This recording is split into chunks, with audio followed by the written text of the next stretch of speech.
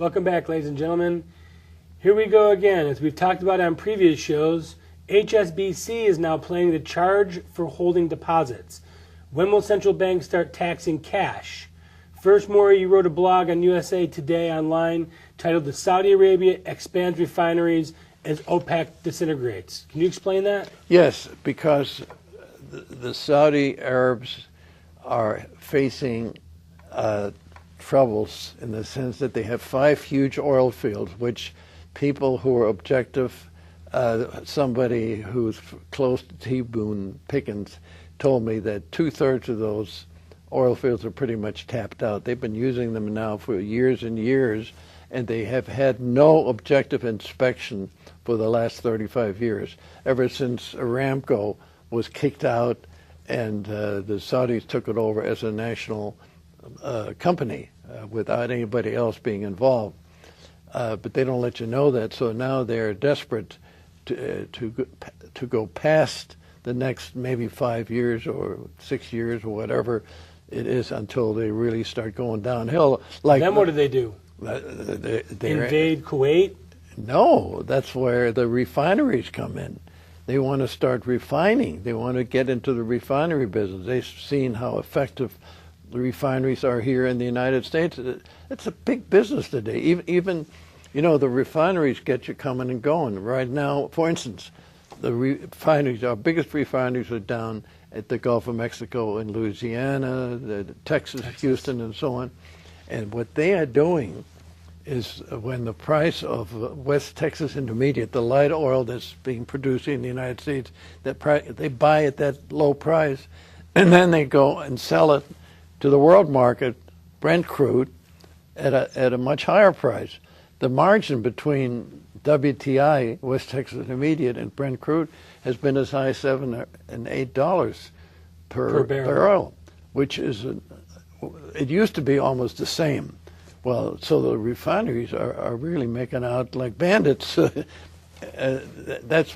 they're selling 70% of the gasoline used in Mexico today comes out of refineries from Houston and Louisiana. What else could Saudi Arabia do? I mean, that's all they have is oil.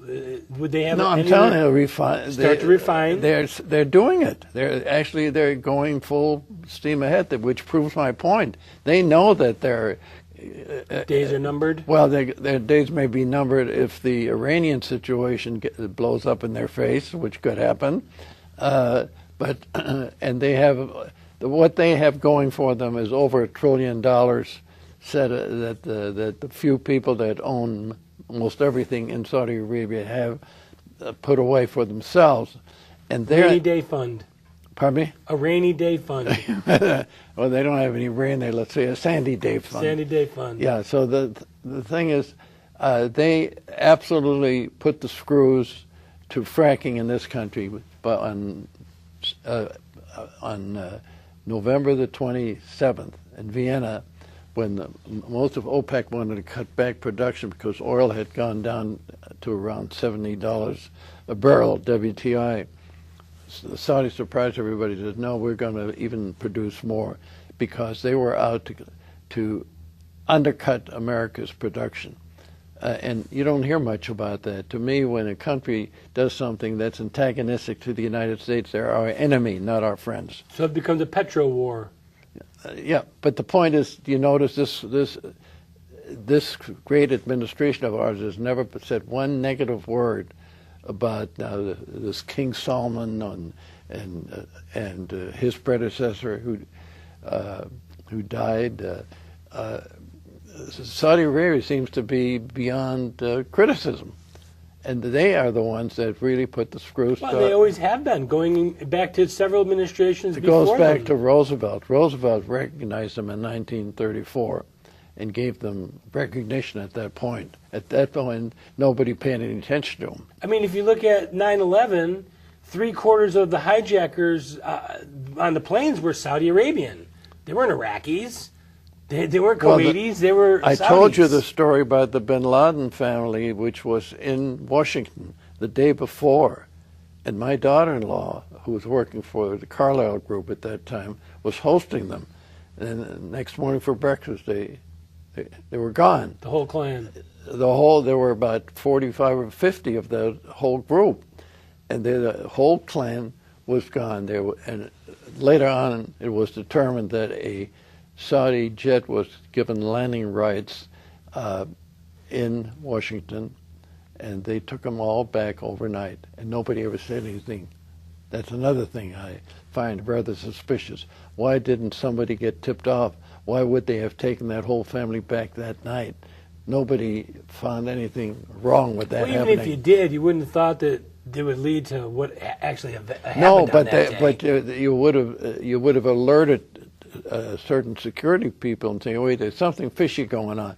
Why would they want to? Hey, these guys were here supposedly for 3 or 4 days, and suddenly they've been told to get out of town. Well, the hijackers were taking flying lessons in America. Yeah, I mean, it goes deep. But this incident that I just cited told you exactly there was something fishy going on for them suddenly wanting to get out of there in the middle of the night, and a jet from Saudi Arabia had landed in Washington and had brought all those people on the plane back to Saudi Arabia. So where is Saudi Arabia getting the oil that they're refining? They're refining their own oil?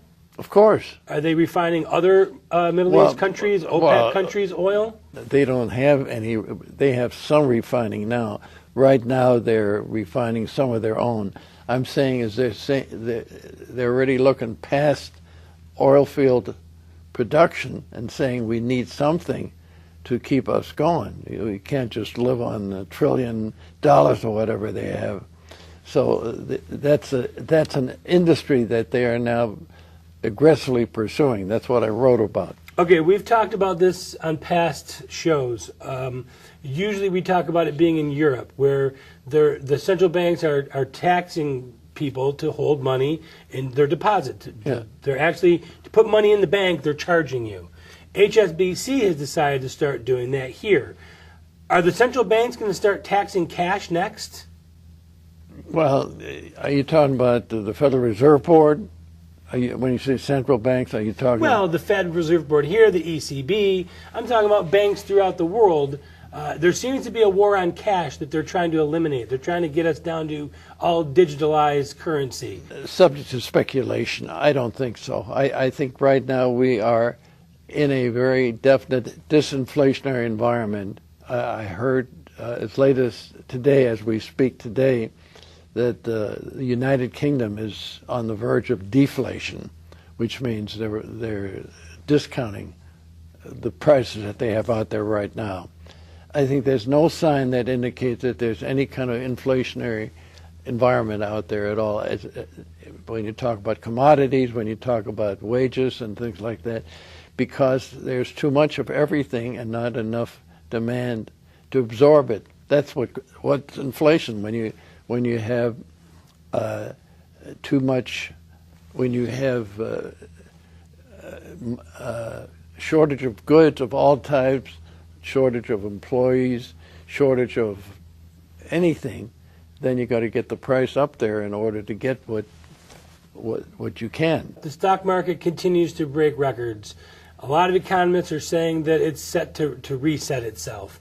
What do you think about that? Are we close to seeing a crash or a reset in the stock market? No, I don't think we are. I think the reason that the stock market is acting the way it is today is because it's in the hands of traders who are short-term investors. They're not investors. They're in there to trade, either sell short, hold on for 30 days, hold on for 24 hours.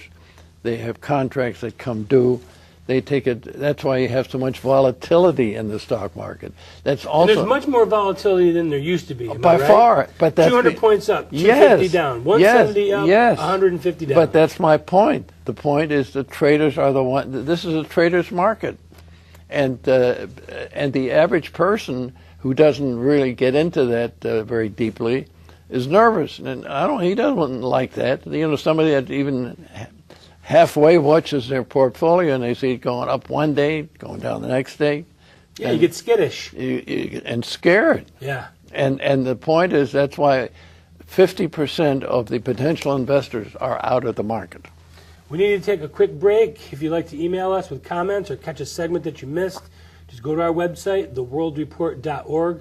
You can also follow Morrie on Twitter. He's a Twitter guy now, @Beschloss. Our quote of the day, be thankful we're not getting all the government we're paying for. Will Rogers.